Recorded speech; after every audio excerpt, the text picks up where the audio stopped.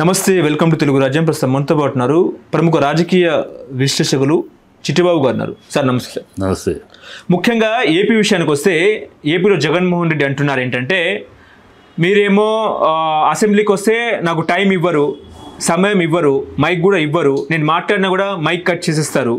ఇప్పుడు మా ఎమ్మెల్యేలు అసెంబ్లీకి రావట్లేదని మీరు చర్యలు తీసుకున్నా కూడా చర్యలు తీసుకోండి, అందరం కలిసి ఎన్నికలకు వెళ్దాం, ఉప ఎన్నికలు వస్తుంది అన్నట్టు కూడా జగన్మోహన్ రెడ్డి మాట్లాడుతున్నారు. మరి ఏం చెప్తారు? మరి జగన్మోహన్ రెడ్డి రాజీనామా చేస్తారా? ఎట్లా ఏంది పరిస్థితి? కరెక్ట్గా సవ్యంగా మాట్లాడారు మాట. ఎందుకంటే వీళ్ళేమో అసెంబ్లీకి రావట్లేదు అంటారు. వస్తే మీరేం చేయదలుచుకున్నారో తెలిసిపోతుంది కదా. మీరు అతని మెయిన్ ఎంట్రన్స్ కూడా కాకుండా ఆర్డినరీ ఎంట్రన్స్తోనే రమ్మంటాము. అతను డెఫినెట్గా మైక్ మీరేంటి ఎందుకు రమ్మంటున్నారు? వాళ్ళకి మైక్ ఇవ్వకుండా వాళ్ళు లేవగానే కూర్చోండి అని అవహేళన చేస్తూ ఆ సొనగానంతో పొందటానికి రమ్మంటున్నారు తప్పితే మీకు ఎందుకంటే వేరే టాపిక్లు అసెంబ్లీలో వేరే టాపిక్లు మాట్లాడే ధైర్యం లేదు, వేరే విశ్లేషణ మాట్లాడే ధైర్యం లేదు. ఎందుకంటే అన్ని ఫెయిల్యూరు, ఈ కూటమి మొత్తం అన్ని విషయాల్లోనూ ఫెయిల్యూరు. ఒకటి కాదు రెండు కాదు, ఒక చాటమారుతంత లిస్ట్ ఉంది.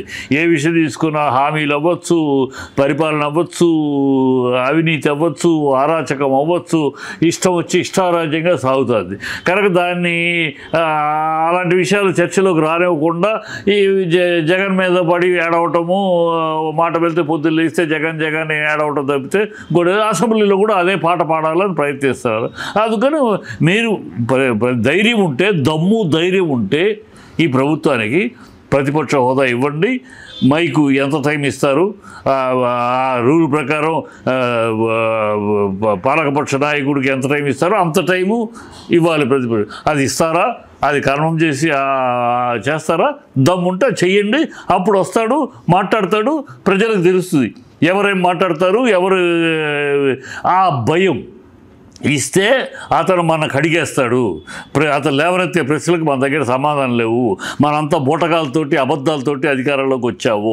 ఇప్పుడు ఏ విషయం చెప్పలేము, ఏ విషయం అడిగినా మన సమాజంలో వాలంటీర్ సంగతి ఏంటయ్యా చెప్పలేము, 33,000 అమ్మాయిలు మిస్సింగ్ ఏంటయ్యా చెప్పలేము, 18 ఏళ్ళు నిండిన వాళ్ళకి 15,000 ఏంటయ్యా చెప్పలేము, ఫీజు రీయింబర్స్మెంట్ ఏంటయ్యా చెప్పలేము,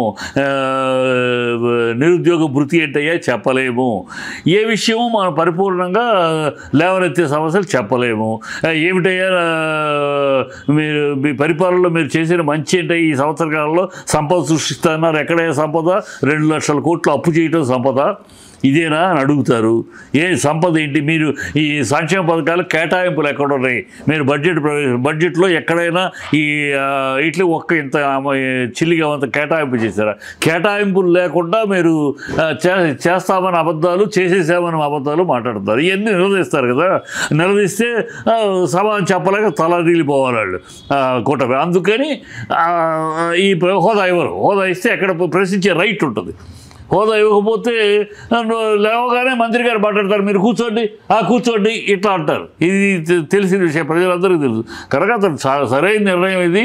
మీరు హోదా ఇస్తే, ప్రతిపక్ష హోదా ఇచ్చి ఎంతసేపు మాట్లాడటానికి అవకాశం ఇస్తారు, ఇవన్నీ నిర్ధారిస్తే దమ్మున్నవాడిగా వస్తాడు, మొగాడిలాగా వస్తాడు. మీరు దమ్మున్న వాళ్ళు మొగతనం ఉంటే మీరు అతనికి హోదా ఇవ్వండి, ఛాలెంజ్ మాట్లాడుకోండి. ఎవరు తప్ప ప్రజలు చూస్తారు, ఎవరిది ఒప్పు ఎవరు కరెక్ట్ అని. అందుకని డిస్మిస్ చేస్తారా? ఏముంది, చేయండి. ఎలక్షన్ వస్తుంది, ఈ 11 సీట్లు మళ్ళీ కంటెస్ట్ చేస్తారు. 11 తండ్రుకుంటూ గెలిచాడు అనుకోండి, అది భయం వాళ్ళకి. అది ఆ భయమే కరెక్ట్గా భయాన్ని పెట్టాడు. ఎక్కడ పెట్టాలో అక్కడ పెట్టాడు. వాత పెట్టాల్సిన చోట కీలేరికి వాత పెట్టాడు. ఇప్పుడు దమ్ముంటే చేయమనండి, సర్పంచ్ చేసే ఎలక్షన్ వస్తాయి. ఈ 11 సీట్ల ఎలక్షన్ చెప్పేస్తుంది ప్రజలు మూడు ఎలా ఉంది, ఇవాళ ప్రజలు కూటమిని ఎలా వ్యతిరేకిస్తున్నారు, ఎంత అసహించుకుంటున్నారు, ఎంత జిగుత్సామార్య పరిపాలన జరుగుతుంది, ఎంత అరాచకమైన పాలన జరుగుతుంది, ఎంత అబద్ధాల ఆరబోత జరుగుతుంది, ఎన్ని విషయాల్లో డ్రామాలు చేస్తున్నారు. ఇది తెలుగు డ్రామా పార్టీ, ఇది తెలుగు దేశం పార్టీగా తెలుగు డ్రామా పార్టీ అని ప్రజలు బాగా గుర్తిస్తారు. ఇది సరే మన ఉప ముఖ్యమంత్రి ఉన్నాడు, ఆయన ఏమిటో ఎందుకున్నాడో ఆయనకే తెలీదు. ఈయన 15 ఏళ్ళు ముఖ్యమంత్రిగా చూడాలి, అది నా కోరిక ఆశ అంటాడు. ఆయన ఎందుకు పార్టీ పెట్టాడు, ఆయన ఎందుకు రాజకీయాలకు వచ్చాడో తెలియదు, చంద్రబాబు భజన చేయడానికి వచ్చాడా ఏమిటో ఆయనకే తెలియాలి మహానుభావుడు. ఆయన విషయం సరే ప్రజల్లో ఇదంతా ప్రస్ఫుటంగా క్లీన్ పిక్చర్ కనబడుతుంది. అది భయం. దమ్ముంటే చేయమనండి, దమ్ముంటే కరెక్ట్గా మాట్లాడాడు. అంటే ఎక్కువసేపు మైక్ ఇస్తే రేపే సభకు వస్తా అన్నారు. ఇంకోటి ఆయన ఏమన్నారంటే పదే మీరు ఫ్రీగా మేము అసెంబ్లీకి రారు, దొంగ సంతకాలు పెట్టేస్తారు, కాకపోతే పెన్షన్లు తీసుకుంటారు, జీతాలు తీసుకుంటారు, అది మాకు అవసరం లేదన్నట్టు కూడా మాట్లాడారు ఆయన. ఈ పెన్షన్లు తీసుకుంటే చిల్లర మాటలు, పెన్షన్లు తీసుకుంటారు. మీ వాళ్ళు తెలుగుదేశం వాళ్ళు ఎంతమంది తీసుకోవట్లా పెన్షన్లు తీసుకుంటారు, అది రొటీన్ వాళ్ళకు వచ్చే ఆటోమేటిక్గా వచ్చేది. అది దాన్ని తీసుకుంటారు, ఏదో దోచుకుంటున్నట్టు. మీరు దోచుకుంటున్నారు, వాళ్ళు తీసుకుంటున్నారు. వాళ్ళకి వచ్చేదాన్ని, వాళ్ళకి రావాల్సిందని తీసుకుంటున్నారు, మీరు దోచుకుంటున్నారు. మీరు అసెంబ్లీకి వచ్చి మీరు చేస్తున్నది ఏంటి? అసెంబ్లీకి వచ్చి అసెంబ్లీ కాలాన్ని వృధా చేయటం, అసెంబ్లీ కల్చరల్ ప్రోగ్రామ్ అని పెట్టేసి, అసెంబ్లీలో కల్చరల్ ప్రోగ్రామ్ పెడితే సమాజానికి ఉపయోగపడేది, ప్రజలకు ఉపయోగపడేది. ఇక్కడికి వచ్చి జగన్ని అల్లరి చేయడానికి కామెడీ షోలు చేస్తారు. మీరు వృధా చేస్తున్నారు, ప్రజా డబ్బులు వృధా చేస్తున్నారు మీరు. వాళ్ళకి దొరికేది తీసుకుంటారు. ఆయన బూతులు మాట్లాడతాడు అచ్చెన్నాయుడు, ఆయన స్పీకరు ఎంత దరిద్రంగా మాట్లాడాడు. పోలీసు వాళ్ళు ఎంత పాత్రుడు స్పీకరు బూతులు మాట్లాడి చూసే కదా. వీళ్ళందరూ ఈ ప్రజలు చూస్తున్నారమ్మా. ఉండే వీళ్ళేదో వీళ్ళ మీడియా చేతిలో ఉంది కనుక వీళ్ళ 4 పేపర్లు 6 మీడియా ఛానల్స్ ఉన్నాయి కనుక ఏదో డబ్బా కొట్టుకుంటే సరిపోదు. జనాల్లో వెరీ క్లియర్, దిస్ కూటమి ఈజ్ ఎ ఫెయిల్యూర్. ఇది అబద్ధాల ఆరబోత, ఇది అరాచకమైంది. నోరు తెరిస్తే పవన్ కళ్యాణ్ చంద్రబాబు ఇద్దరు కూడా జగన్ జపం చేస్తూ బతికేస్తున్నారు. జగన్ పై వేలు చూపిస్తూ వాళ్ళ బాధ్యతలను తప్పించుకుని డ్రామాలు ఆడుతున్నారని ప్రజలకు బాగా తెలుసు కనుక మంచి మాట. జగన్మోహన్ రెడ్డి భయపడుతున్నారు. చంద్రబాబుని చూసి, పవన్ కళ్యాణ్ చూసి, లోకేష్ని చూసి భయపడుతున్నారు కాబట్టి జగన్మోహన్ రెడ్డి అసెంబ్లీకి రావట్లేదు. ఇంతకన్నా పిచ్చి మాట, ఇంతకన్నా పెద్ద జోకు ఉండదు. జగన్ వీళ్ళని చూసి భయపడేది చంద్రబాబు. ఒకటిగా రావడం భయపడి ఢిల్లీలో కాపు కాసి దేహియేరి అమిత్ షా దగ్గర కూర్చుని భయపడి కాపు తెచ్చుకుంది. పవన్ కళ్యాణ్ ఒంటరిగా వస్తే మనం బతికేట్టు తెలుసుకోలేక ఎలాగైనా ఈ కూటమిలో చేరి మనం 4 అడుగులు ఒక అసెంబ్లీకి అడుగు పెట్టాలి. మీరు భయస్తులు, మీరు నిరంతర భయంతో ఎన్నికల ముందు కూడా నానా రకాల అబద్ధాలు ఆడి రకరకాల ఒకళ్ళొకళ్ళు చీచి తూతూరు ఊచుకున్నారు. చంద్రబాబు మోడీని తిట్టినట్టు ఏ ముఖ్యమంత్రి తిట్లా, పవన్ కళ్యాణ్ చంద్రబాబు తిట్టినట్టు ఎవరు తిట్లా. లోకేష్ని మేము ఎంత చూస్తాను, నా తల్లిని చంపారు, నా పౌరుషం ఏదో చూపిస్తా అన్నాడు. ఏమైంది ఆ పౌరుషం? ఆ గిద్దలో పెట్టి అరగెత్త మూత పెట్టి దాచిపెట్టాడు ఆ పౌరుషం. పవన్ కళ్యాణ్ వాళ్ళ అమ్మని తిట్టినాడు, ఎవడన్నా భరిస్తాడా? క్షమాపణ చెప్పకుండా క్షమాపణ చెప్పాడు. లోకేష్ చెప్పలేదే, మా అమ్మని నిందించారు డామ్ డూమ్ అన్నాడు. ఇప్పుడు మీరు భయపడిపోయి అన్నీ మర్చిపోయి చీబునెత్తులు పౌరుషాన్ని వదిలేసుకుని మీరు భయంతో కలిసింది, ఒకటిగా చేరింది, ఒకళ్ళొకళ్ళు మోసుకుంటూ ఒకళ్ళొకళ్ళు ఊసుకున్న వాళ్ళు ఇప్పుడు పూసుకుంటూ తిరుగుతుంది.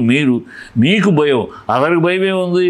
భయం ఉంటే భయం ఉన్నవాడు అయితే ఆ రోజే ఎప్పుడైతే బీజేపీ నుంచి లోపాయికారిగా ఆహ్వానం వచ్చిందో అప్పుడే చేతులు కలిపేవాడు బీజేపీతో జగన్ చేతులు కలిపితే మీ బతుకులు ఎక్కడ ఉండేవి?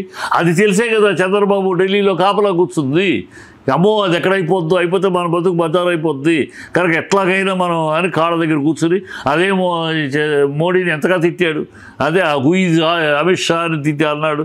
ఆ అమిత్ షా దగ్గర కాళ్ళ దగ్గర కూర్చున్నాడు. వీళ్ళు భయం అనేది మీ పుట్టుక, మీ బతుకు, జీవితంతో భయమే మీది. భయము అబద్ధాలు మీ బతుకు. అతనికి భయం ఉంది. సోనియా గాంధీ చీపమ్మన్నాడు, నిలబడ్డాడు, పోరాడాడు, ఒంటరిగానే అన్నాడు. ఇప్పుడు కూడా ఒంటరిగానే ఓడినా గెలిచినా ఒంటరిగానే అన్నాడు. మీరు దమ్ముంటే మీరు ఒంటరిగా వెళ్ళండి. మీ ముగ్గురులో ఎవరైనా ఒంటరిగా రండి చూద్దాం దమ్ముంటే. భయం మీది, అతనికి భయం ఏముంది? అతనేమి పదవి వస్తేనే బతకాలని మీలాగా పాపులాడి బతకట్లా. ప్రజలు ఆశీర్వదిస్తే వస్తారని, లేకపోతే లేదు అని ఉన్నాడు అతను. ఆయనేమి మీకు మళ్ళీ కుతంత్రాలు చేసి ఎట్లాగైనా సీట్లో కూర్చోవాలి, ఎట్లాగైనా అధికారం కావాలి, పరువు పోయినా పర్వాలేదు, పరువు మర్యాద సిగ్గు శరం మానవ అభిమానం అన్నీ వదిలేసుకున్నా పర్వాలేదు, పదవిలో కూర్చోవాలనే తపన మీ కూటమికి ఉంది, అతనికి లేదు. అంటే ప్రతిపక్ష హోదా ఇవ్వరు అన్నట్టు కూడా ఆయన మాట్లాడుతున్నారు. ప్రతిపక్ష హోదా ఇస్తేనే జగన్మోహన్ రెడ్డి అసెంబ్లీకి వస్తారా? ఇవ్వాలి, ఇస్తేనే ఎందుకు రావాలి? లేకపోతే అసెంబ్లీ గురించి వీడు టెక్నికల్గా కాదు, అది టెక్నికల్గా ఇవ్వకూడదు 10% అనేది టెక్నికల్ రాజ్యాంగబద్ధమైనది కాదు. అది రాజ్యాంగబద్ధం కాదు. ఇది ఎట్లా ఆనవాయితీగా వచ్చింది, ఎట్లా వచ్చింది, ఎందుకు వచ్చింది? అదే రాజ్యాంగబద్ధం అయితే రామారావు గారు 274 సీట్లు గెలిచినప్పుడు కాంగ్రెస్ జనార్దన్ రెడ్డి గారు ఉన్నప్పుడు ప్రతిపక్ష హోదా ఇచ్చారు. వాళ్ళకి సీట్లు 27 లేవు, అయినా ఇచ్చారు. కేజ్రీవాల్ 2 సీట్లలో బీజేపీకి ప్రతిపక్ష హోదా ఇచ్చాడు. ఎందుకు ఇచ్చారు?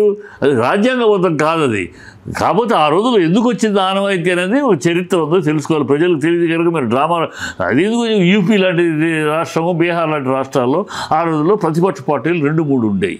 ఈ 2-3లో ఎవరికి హోదా ఇవ్వాలి అన్నప్పుడు చిన్న అండర్స్టాండింగ్గా ఎవరికైతే 10% సీట్లు వస్తాయో వాళ్ళకి ఇద్దాం అనేది ఒక రాజ్యాంగంగా అతీతంగా ఒక ఆనవాయితీగా పెట్టారు. అంతే తప్పితే అది రూలు కాదు, బైండింగ్ కాదు, కాన్స్టిట్యూషనల్ బైండింగ్ కాదు. 10%. ఇప్పుడు ఆ లెక్కన ఇక్కడ ఎవరున్నారు ప్రతిపక్షం? ఒక జగనే కదా. మీరు అందరూ పాలకపక్షమే కదా. ఉన్నది జగన్ ప్రతిపక్షం ఇవ్వడానికి ఎందుకు భయం మీకు? ఎందుకు భయం? ఇస్తే ఎక్కడ అతనికి సమయం ఇవ్వాలి, సమయం ఇస్తే ఎక్కడ నిలదీస్తాడో, నిలదీస్తే మన దగ్గర సమాధానం లేవు, ప్రజల ముందు మరి ఎరిపప్పలు అవుతాం. అసెంబ్లీ సమావేశాలు ప్రత్యక్ష ప్రసారం ఉంటాయి, ప్రజలు చూసేస్తారు, అక్కడ మన పరువులు పోతాయి. అందుకని ఇవ్వకుండా రావాలి, మనం స్వర్గానందం పొందాలి అతను అవమానిస్తూ. ఇవన్నీ తెలిసిన విషయాలు. తెలిసి మీ కొట్టి చేష్టలకి చిల్లర వేషాల కోసం అవకాశం ఎందుకు ఇస్తాడు అతను? కాకపోతే ఇప్పుడు పులివెందుల ప్రజలు మా ఎమ్మెల్యే అసెంబ్లీకి రావట్లేదని వినతి పత్రం ఇస్తే స్పీకర్ గారికి, మరి స్పీకర్ గారు నోటీసులు ఇచ్చే అవకాశం ఉందా? ఏమీ లేదు.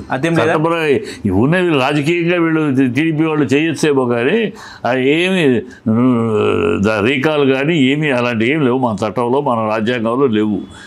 ఊనే గాలి సోది చేసుకుంటారు తప్పితే వీళ్ళు అదే కదా వీళ్ళ పనే. అది కూటమి పనే గాలి సోది, గాలి మాటలు, సోది మాటలు. జగన్ని తిట్టుట, పొద్దున్న లెగిస్తే ఆ పేపర్లు చూడండి, ఆ మీడియా చూడండి, పొద్దున్న లెగిస్తే జగన్ని తిట్టుట, సురకానందం పొందుట, అంతకన్నా ఇంకోటి లేదు.